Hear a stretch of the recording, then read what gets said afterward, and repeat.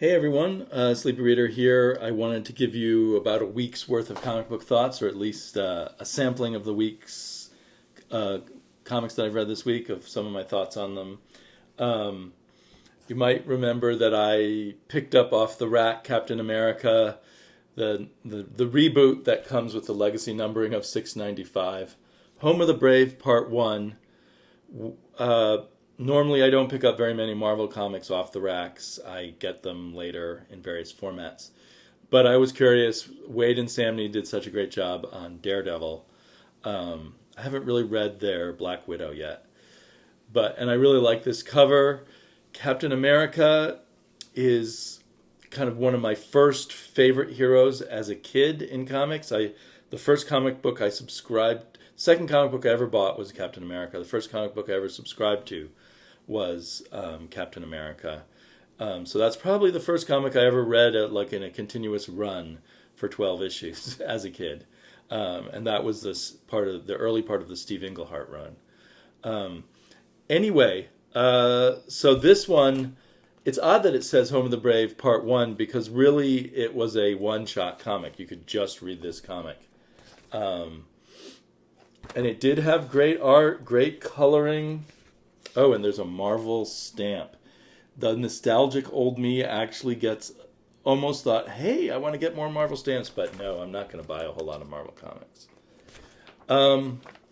So basically, we get Captain America early. We get flashbacks to early in his career where he fought some white supremacists in this town, and now he comes back for, I forget what they said it is, the 10th anniversary or the 15th anniversary of this, and they've renamed the town Captain America, and then the white supremacists attack again. It was a really nice looking comic. It actually brought a slight tear to my eye at some point with its kind of sentimentality. It kind of worked on me. And the main theme was the strong step up for the weak. If you're stronger than the person behind you, you step up for them. If someone else is stronger than you, they step up for you. And we all protect each other that way. And presenting that as kind of the Captain America ideal, which is a very good one. There's a certain loaded quality in terms of the strong protecting the weak. Rather, ultimately, we want the weak to know how to protect themselves too, right? But that's really the whole superhero way, isn't it? So even though I really liked the art and I felt the writing was very deft and, just a very well put together superhero comic, I wasn't, and I had that tear near the end. I wasn't left feeling that I want to jump back on Captain America. And I think one of the reasons is the Captain America that I used to love, there was something troubled about him. Even it wasn't that he was troubled about, well, sometimes he was troubled about the United States, but he was also just troubled about his personal life and his position in the world. And even when he would win the fights, it was the old way of doing Marvel characters, I guess. They always had troubles. And they did that even with Captain America, and it made me like Captain America more. This is just too much, what you see is what you get. Captain America, the good guy, period. And that just didn't interest me. And I know this is supposed to make up for Captain America, the Nazi. I personally think it's ridiculous that people got all upset about that. It was just the typical comic book turn the character inside out for a little while. It wasn't this Captain America, right? It was a Captain America created by the Cosmic Cube, as far as I understand. I heard liberals, or SJWs if you want to call them, upset because they thought by turning Captain America into a Nazi for a while, it would send a message to some Americans who were thinking of becoming Nazis that was a good idea or something. And then some people on the right were upset, thinking this is SJWs writing this and saying anybody who is a clean-cut white American is a Nazi. And so you couldn't win on either way. And the whole thing is just both those arguments just show me how stupid the internet gets and how a lot of people are talking about things they don't read or don't think about properly or are so deep in some other set of issues that they want to make a point at that they're not really, I don't know, in my opinion, looking at the comic books, at comic book history, at anything. Jack Kirby would have been fine with that plot issue. I may have ranted on that before. In which case, pardon me. So it's interesting, a really well-made comic that does not tempt me to read more. I'll probably eventually, check it out again, but maybe just digitally. Another comic that I picked up off the rack and does not tempt me to read more, even though this is quite a cool cover, it's Neil Adams writing, drawing, inking, and coloring completely on his own. And it is gibberish. I don't normally, when I have time to keep reading, put a comic book down, but I put this down halfway through, and then later I force myself to read the rest of the way through it. I kind of partially enjoyed his last Superman miniseries, partially in a kind of Ed Wood, this is so bad it's funny kind of way. But to me, this didn't strike me that way. It just was too hard to follow. It was like hearing the babblings of some half-drunk person or a crazy person and trying to figure out what the context of what they're saying is. And, when you do get a lock on it, it all seems equally silly. It's not like there's a really good story hidden behind here, as far as I can tell. Commissioner Gordon is a temporary ambassador to, I forget which country, some Asian country, maybe South Korea, I don't know. And he's inspecting a nuclear power plant or a nuclear waste facility. Even if Commissioner Gordon were made an ambassador temporarily for some unknown reason, why would he be the one doing the technical inspections of nuclear facilities? And then, of course, it turns out not to be Commissioner Gordon, but I don't know. It's just bizarre. And maybe that, I know that gives some people pleasure because I've seen Ryan. I should put a link to his review site, his own blog that he does really good reviews, and he really liked this for the craziness of it. But I think this will be the first and only issue of Deadman I pick up, although I should never say never. A comic that I did like a ton, was issue 2 of Batman White Knight. I was a little uncertain at the first page and a half has an incredibly long speech in it, and that's a little slow going for the beginning of an issue. I think he's writing to the trade. Although I think this is worth getting in single issues, both because it's done on very high quality material, and because I think you'll suffer from the gutter loss in a trade. This is beautiful artwork. And there's an incredible twist about Harley Quinn in here that is just so awesome and played so great. Right up my alley, aiming towards the Harley Quinn that I originally thought was a great character. So yeah, a real grown-up explanation of things that's just really cool. There's a bit of an odd sequence with Mr. Freeze, which I'm hoping will coalesce a little more later. It's also beautifully drawn, and there's always good dialogue and always interesting things going on, but maybe some of the pieces don't fit as smoothly as others at this point, and I hope it all comes together.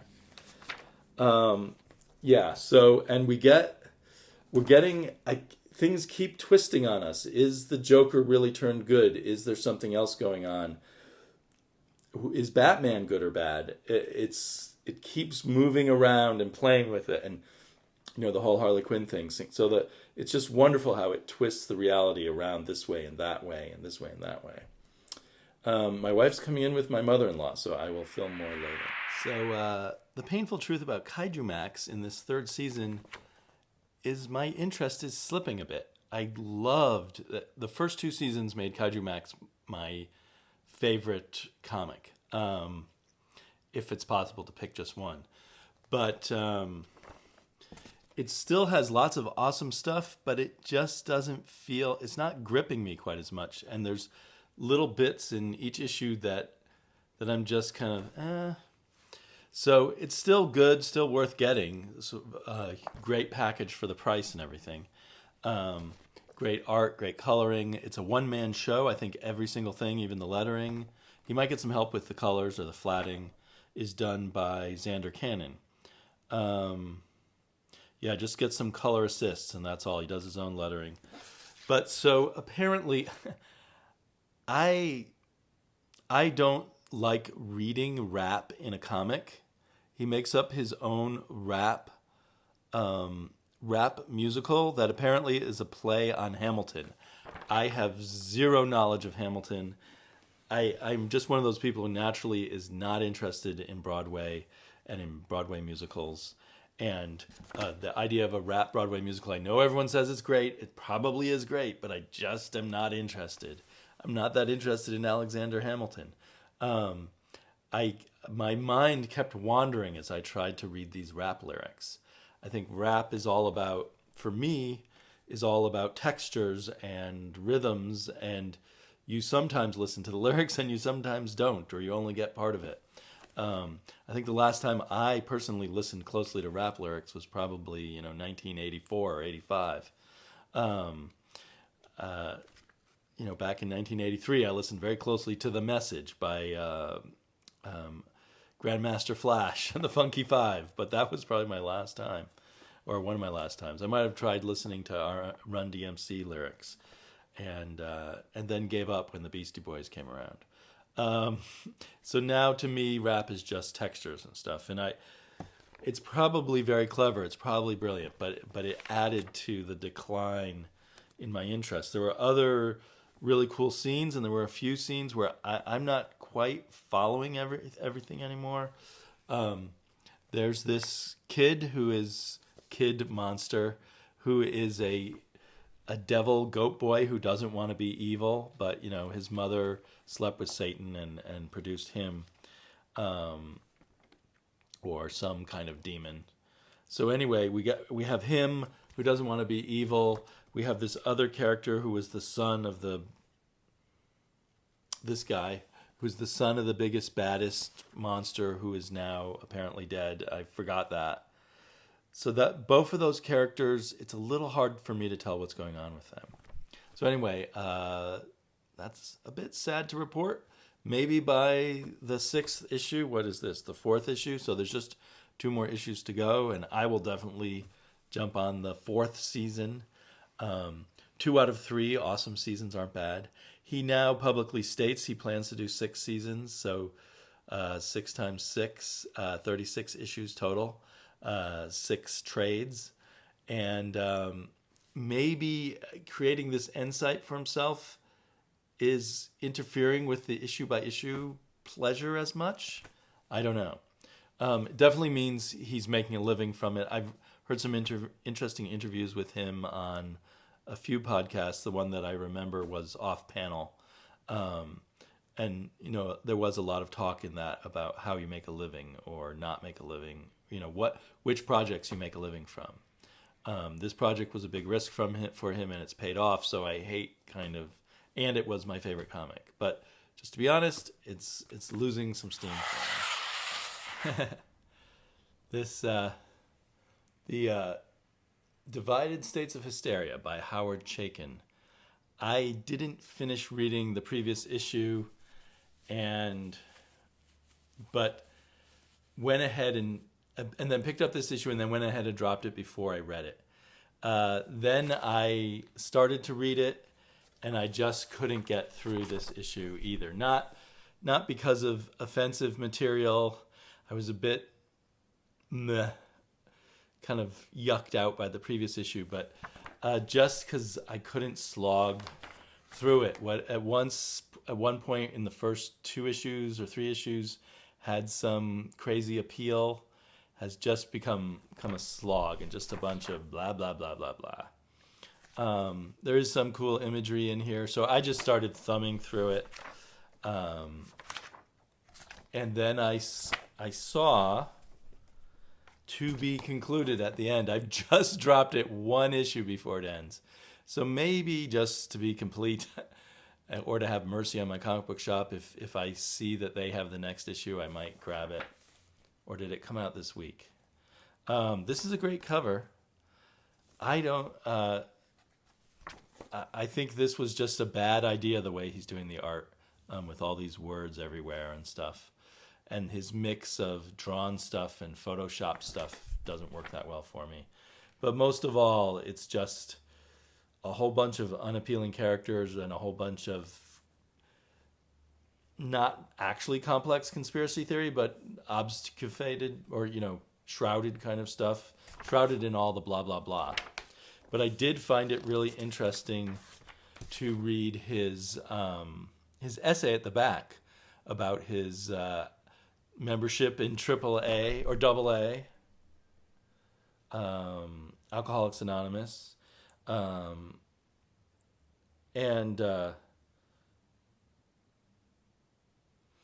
his talk about the dumbing down of America. I don't know if I agree with him, but I think it's very interesting.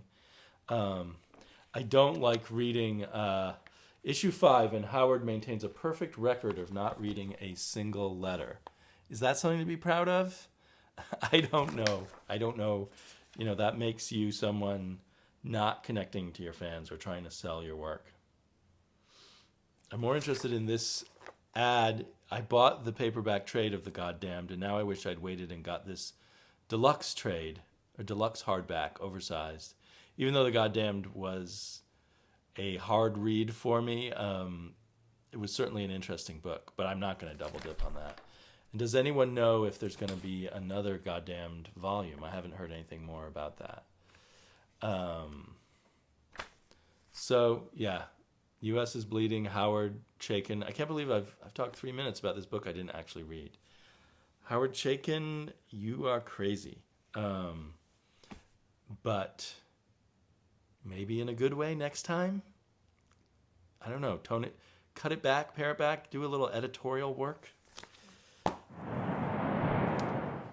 With the end of this, little mini arc, 3-issue story by Tim Seeley, I'm kind of wishing Tim Seeley had some more time on Hellblazer.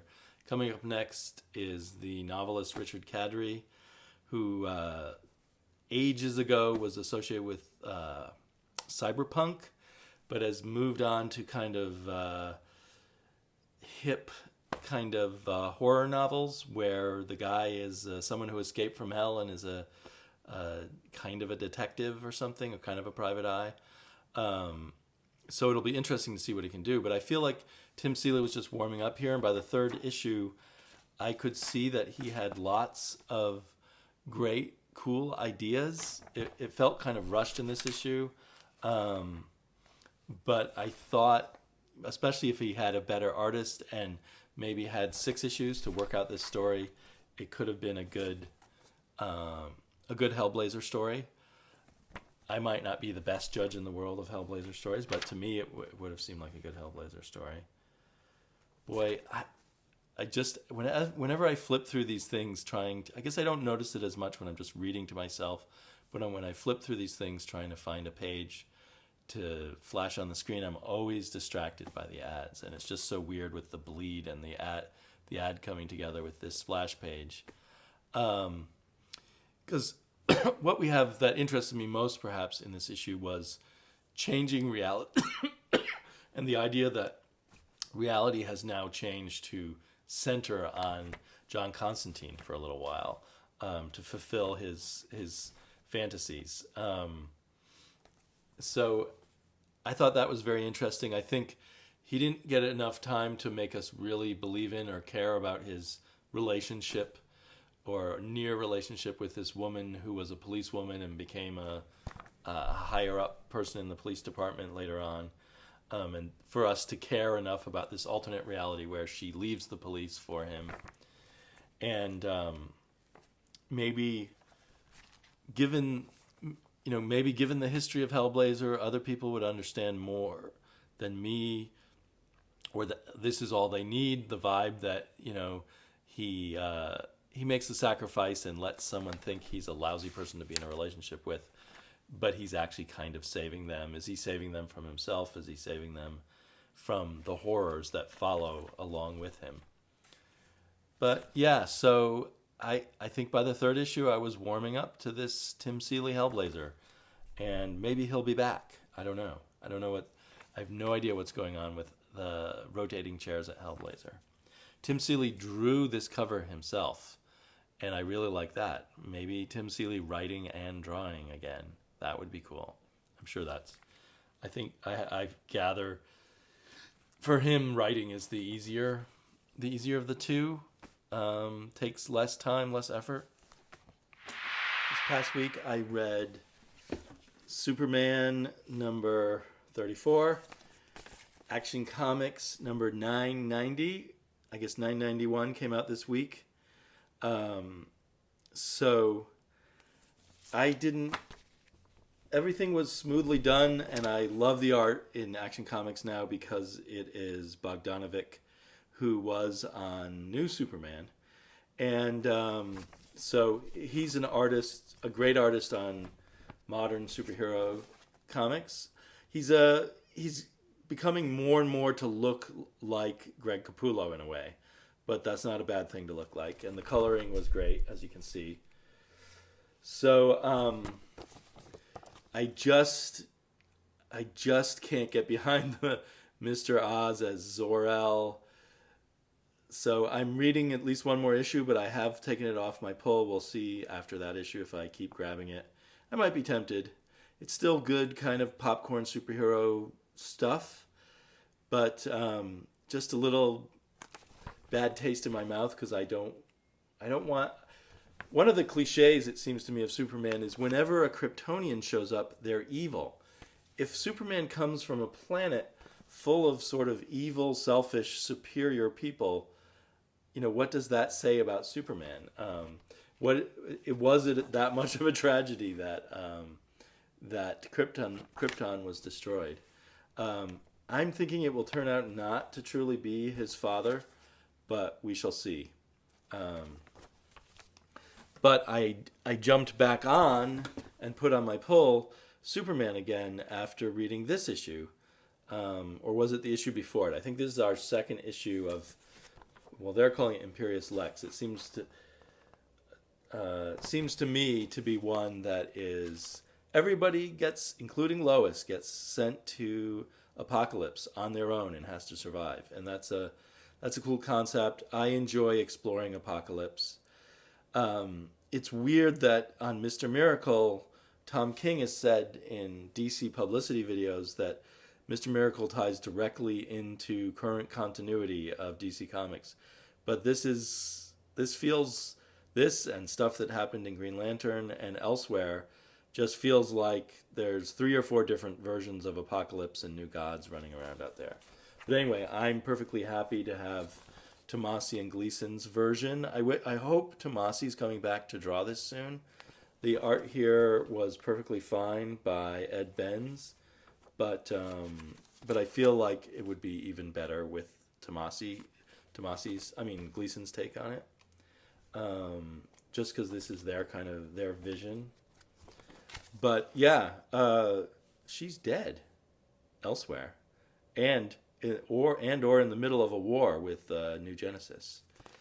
But I'm pretty happy getting back on here. I wish this cover, the promise of this cover, were delivered a little more. We start seeing Lois inadvertently join the Female Furies, but I'd like to see more of Lois kicking ass. That would be fun.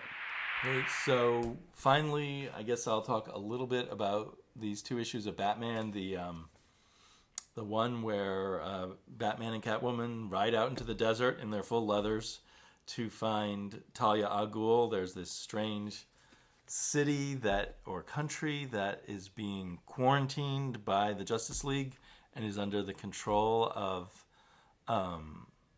Talia al Ghul, which, if you ponder that, it's like, what does the Justice League allow on the Earth? And they are like the ultimate arbitrator, I guess. They say you can or cannot go into X country or Y country, and they decide, okay, the bad people in this country can do whatever they want, and no one else can go in and interfere. That's an odd thought. Other kind of odd things here are just the flirty kind of old couple relationship that Batman and Catwoman have, for me, doesn't quite jibe. Maybe, they have known each other a long time, but it feels like they've just gotten back together and then got engaged. And this stuff like whenever the Bat, like an old henpecked husband, feels like he's getting the worst of the argument, he'll say, "But did I tell you that you're beautiful?" And that just, to me, seems so un-Batman-like, but it must be Tom King's vision of Batman when he's feeling romantic or whatever, when he's in a relationship. And of course, he wouldn't be that used to relationships, but it just sort of rubbed me a little bit the wrong way. There's lots of funny beats here, and I love the Joelle Jones art. I don't love the Jordie Bellaire coloring. Often Jordie Bellaire is like one of the greatest colorists, but every once in a while it seems like she's doing the wrong thing in the wrong place. The worst case of that was when she colored Britannia, the 4-issue Britannia that she colored over at Valiant with Juan Jose Ripe art. But this is weaker Jordie Bellaire. The browns keep washing things out. The contrast between the foreground and the background and all of that seems to lessen the impact of the line art, in my opinion. Still, I'm enjoying it. I'm curious to see where King is going. Maybe because it's Batman, or maybe because it's Tom King and he tries to make you take what he's doing very seriously. I tend to pick at it more. So yeah. I think we did have a nice reveal at the end of the second issue of this, which gave us more of a sense of why they are going here. And maybe we'll learn more why the Justice League keeps this city or country off limits to everybody. Why that's a justified behavior. Or maybe we never will learn that. So I had dropped Batman from my pull list, then picked back up on it on the game of, or the War of Jokes and Riddles. And so now I guess I'm just going to stick with it. It's always interesting, if not totally what I wish it would be.